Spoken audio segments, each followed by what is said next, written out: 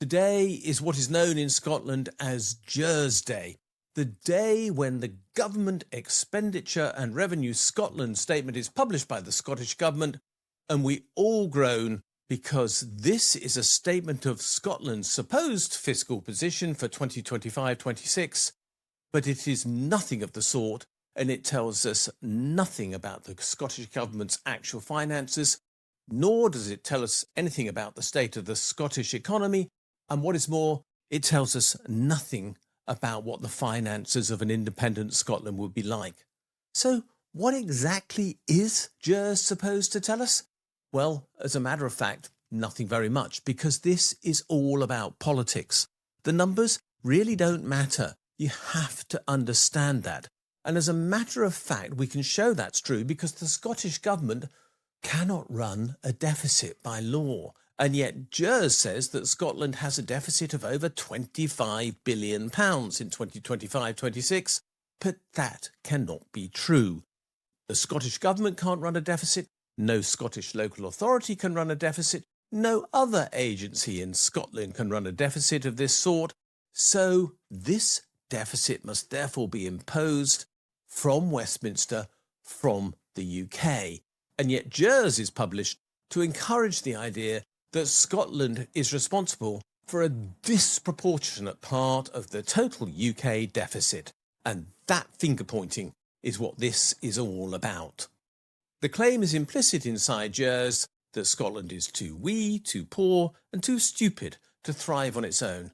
And the biggest number that can be found for the deficit in Scotland is supposed to prove that point. That's not said, of course, but that's what I think this is all about.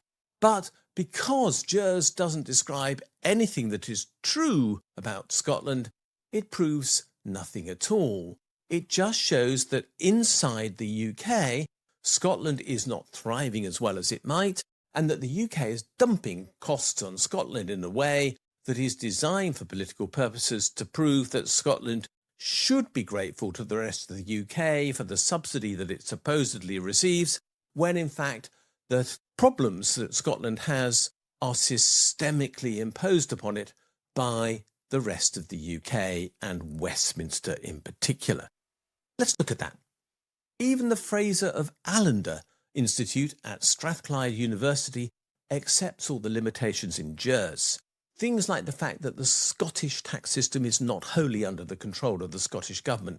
Things like the fact that the GERS statement does only include taxes collected in Scotland, but does include expenditure incurred for Scotland, which means that the statement as a whole is like comparing apples and oranges. In accounting terms, that is deeply unethical.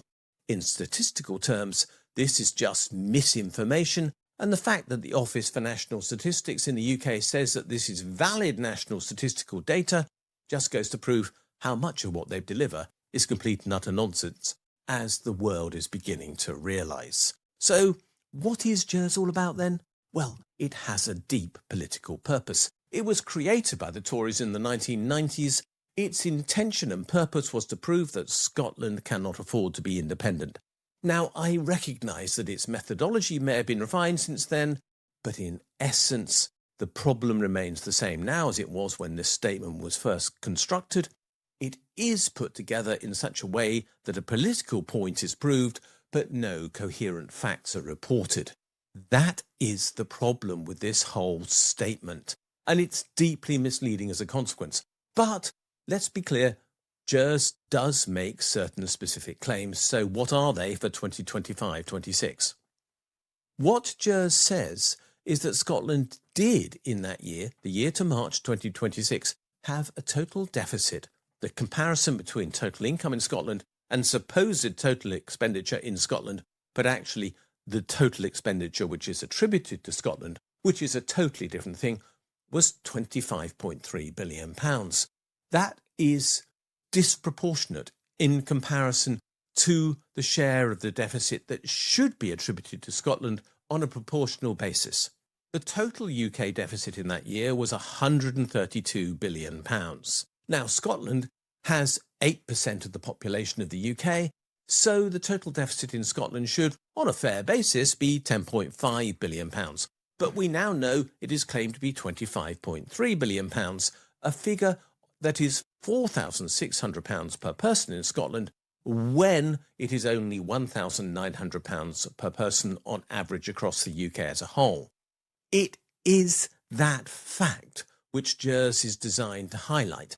But as I've already pointed out, the costs attributed to Scotland include a great deal of expenditure which never even sees the Scottish economy, but the revenue is only that which is raised in Scotland.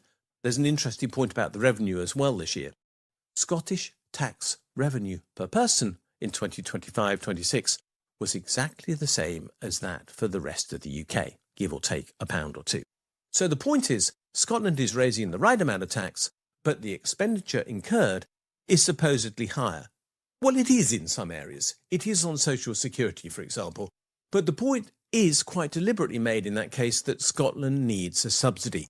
That was what GERS was designed to suggest. Scotland is presented as receiving more government support than other parts of the UK. And I stress, the claim is just that. The claim is that Scotland is poor and does therefore need support. But the fact is that it's not alone in this case. Wales and Northern Ireland, as well as much of the north of England and even parts of deeply rural England, face similar problems. All those areas run disproportionate deficits, but none has a statement which is the equivalent of GERS to prove the point, which just goes to show how political this is. All of those areas are poorer than the UK as a whole on average. And why is that? Because the UK is run for the benefit of London and the southeast of England, and the City of London is designed to suck resources and wealth towards the centre and exploit them there. The resulting regional inequalities are the consequences of political choices, including the choice not to support the economy of Scotland and other parts of the UK in the ways that should be done to ensure that everybody enjoys the same level of prosperity as happens in the southeast of England. The fact is that this is what neoliberal capitalism is all about. Neoliberal capitalism is designed to extract value. We have neoliberal capitalism in the UK.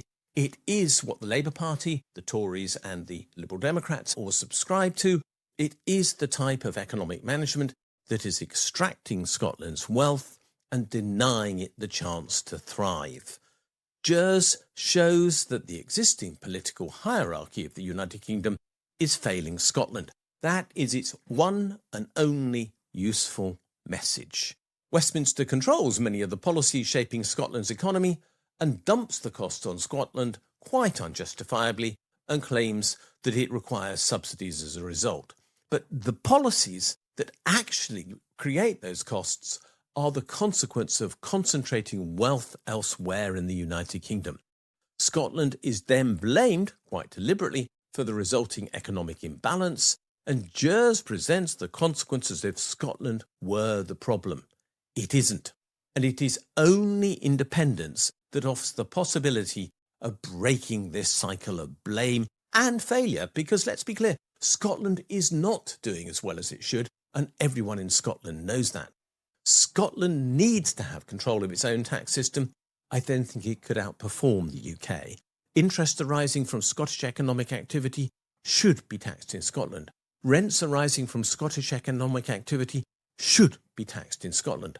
Profits, wages and capital gains should also be properly captured in Scotland, and they should be taxed at fair tax rates, and they're not all at present. GERS cannot show that outcome because Scotland lacks those powers now. So it's time to stop treating GERS as economic truth. It isn't. And the SNP should question why this exercise continues to be published. What is it doing supporting the unionist cause with this publication?